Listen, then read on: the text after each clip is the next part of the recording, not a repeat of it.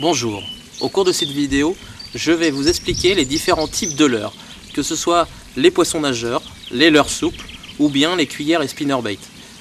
Aujourd'hui sur le marché, on retrouve un très grand nombre de leurres dans les rayons de tous les magasins de pêche. Il est très difficile de faire son choix. La plupart des choix se font plutôt aux questions d'affinité de produits. Maintenant, il y a quand même des critères techniques et de pêche, surtout en fonction des poissons et des lieux pratiqués. Ce qu'il faut retenir des leurres, c'est que c'est votre marionnette. C'est à vous de lui rendre vie. C'est vous qui allez l'animer pour qu'il soit le plus convaincant possible pour leurrer les poissons. Donc il doit vous plaire avant tout pour être sûr de pratiquer avec le maximum de temps au bord de l'eau. Un leurre, quand il est dans l'eau et bien animé, c'est ce qui fera la gagne à la fin de la partie de pêche. La première catégorie qu'on va voir, c'est les cuillères et les spinnerbait. Cette catégorie est la plus simple d'utilisation. On va plutôt la conseiller à des personnes qui veulent s'initier à la pêche au leurre. Ça demande peu d'animation. Les cuillères sont juste montées sur un axe avec un hameçon triple et une palette. C'est la palette qui fait toute l'animation puisque c'est elle qui va apporter des vibrations dans l'eau et qui va faire déclencher les attaques. On va retrouver dans les cuillères différentes couleurs et différentes tailles, 1 jusqu'à 5. Il y a d'autres tailles, mais on va limiter sur ces tailles-là. 1 jusqu'à 2, ce sera plutôt axé truite jusqu'à perche. 3, 4, black bass, plus grosse perche, brochet. 4 et 5, plutôt axé sur le brochet. Donc ça, c'est pour la cuillère. Ensuite, on va retrouver une autre catégorie, un autre type de cuillère, on va dire, qui est plutôt la nouvelle génération des cuillères, les spinnerbait. Cette catégorie-là, ce type de cuillère-là vient plutôt des États-Unis, puisque c'est plutôt axé sur la pêche du black bass à l'origine, dans des herbiers. Elle a été conçue dans un axe plan. C'est-à-dire que là, effectivement, on peut la poser à plat, c'est vraiment tout plat, il n'y a pas d'hameçon triple. L'avantage, c'est que ça s'accroche beaucoup moins. C'est-à-dire que si on va animer le leurre et il vient taper sur une branche, on va bien taper dessus, glisser au-dessus et passer. C'est son avantage. Ça va passer aussi bien dans les branches que dans les herbiers. Bien sûr, ça peut sans même s'accrocher, mais beaucoup moins. La même chose que tout à l'heure, il y a des palettes pour les vibrations, une jupe pour exciter le poisson et déclencher l'agressivité, et un hameçon simple pour un peu moins d'accro. Voilà. Le nylon, la tresse va s'accrocher ici, directement, ou avec une petite agrafe. Un nœud direct, c'est très bien. C'est parti.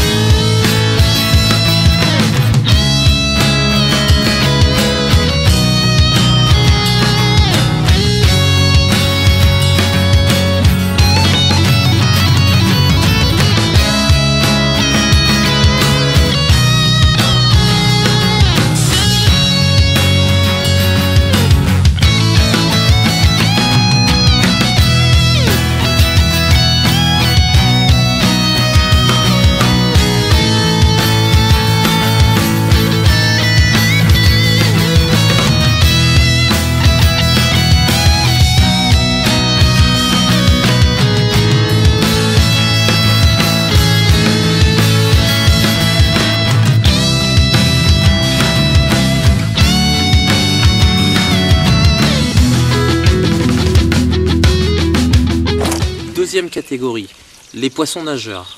Poisson nageur, c'est en fait un poisson qui a été reconstitué avec une résine, souvent de la résine époxy, ou bien en balsa.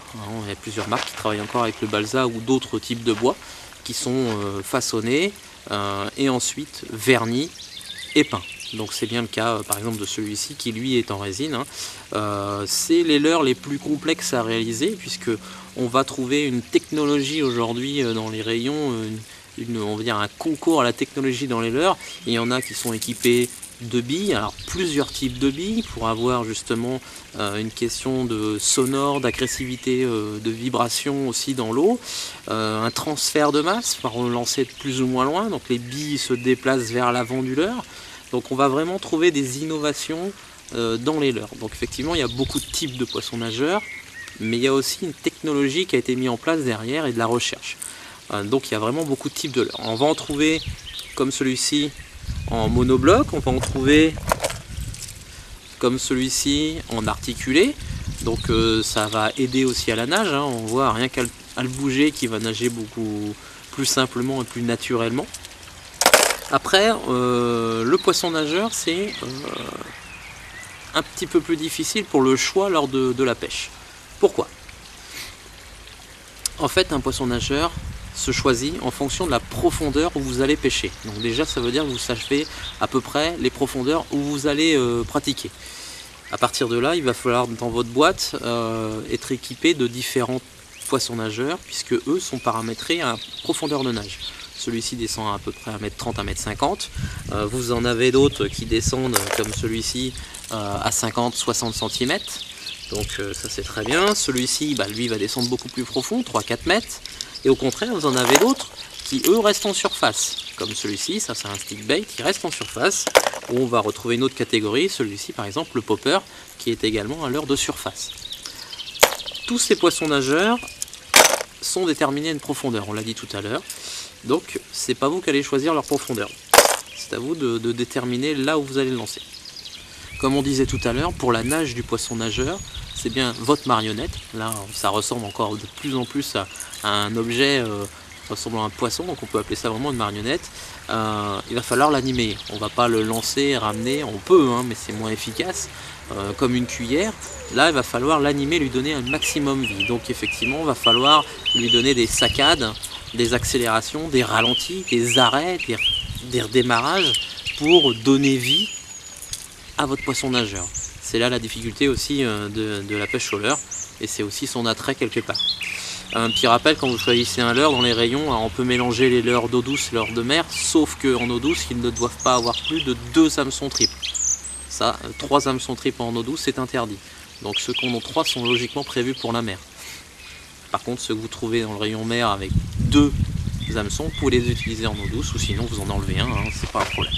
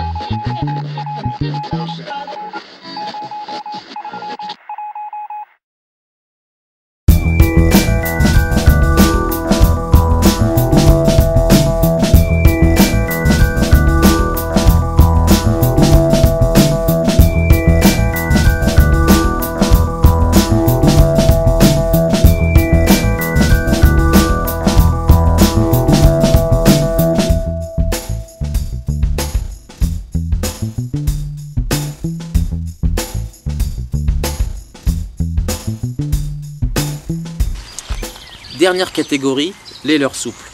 N'est pas des moindres puisque c'est aujourd'hui la catégorie qui s'étoffe le plus vite dans les rayons, où on retrouve le plus de références. C'est la dernière grande mode puisque c'est un leurre qui coûte un peu moins cher, surtout à l'unité, et qui permet de ratisser une plus grande largeur de profondeur d'eau lorsque vous êtes au bord de l'eau, avec le même type de leurre, le même leurre.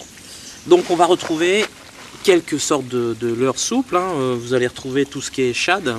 Alors un shad, c'est ceux qui ont une caudale, une queue en fait quasiment perpendiculaire par rapport à son corps. Donc quand vous allez le laisser tomber, cette queue va avoir une très forte vibration dans l'eau, et c'est ça qui va déclencher l'agressivité. Donc c'est plutôt pour dandiner sur le fond. Hein, c'est des leurres à l'origine assez axés pour la mer, hein, comme celui-ci, mais ça marche très bien en eau douce également.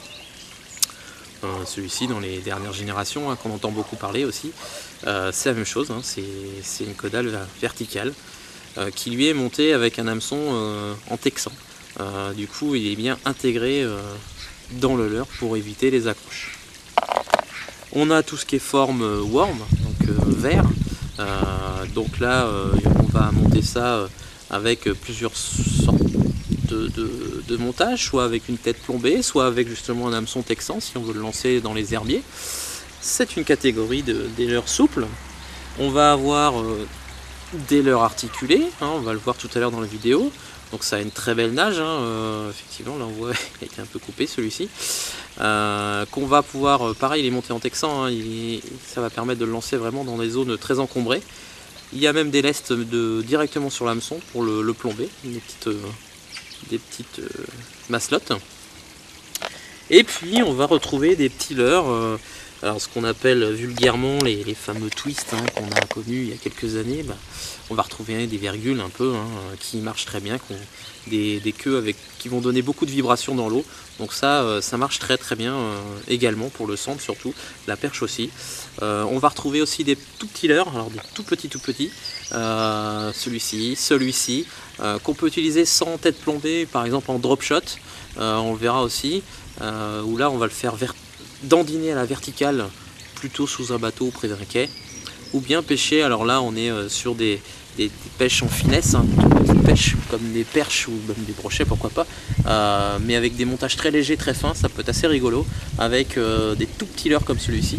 On verra une vidéo assez sympa tout à l'heure, une partie de la vidéo sur un groupe de perches qui attaquent ce genre de leurre, comme quoi c'est assez impressionnant ce qui se passe sous l'eau.